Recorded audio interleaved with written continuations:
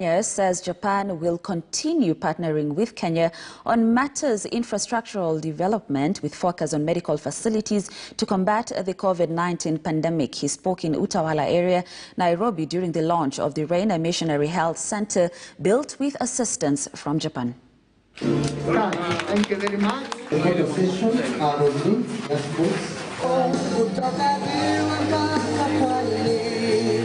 Rosary Mission Health Center.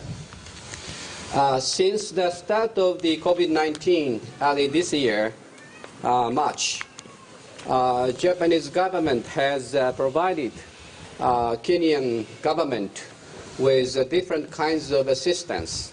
One was universal health coverage policy loan amounting to 8 billion shilling.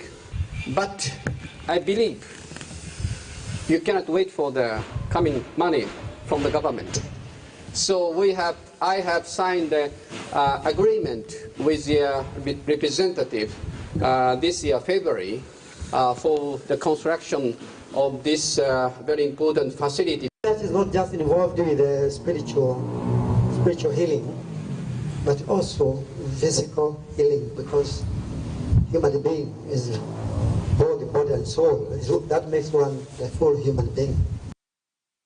Now, the National Cohesion and Integration Commission, NCIC, has sounded an alarm over possible political flare-ups in parts of the country during the BBI discourse and extending to the next polls. The Commission says that so delicate is the situation that signs of regrouping of ethnic criminal gangs have been witnessed. Speaking in Nakuru County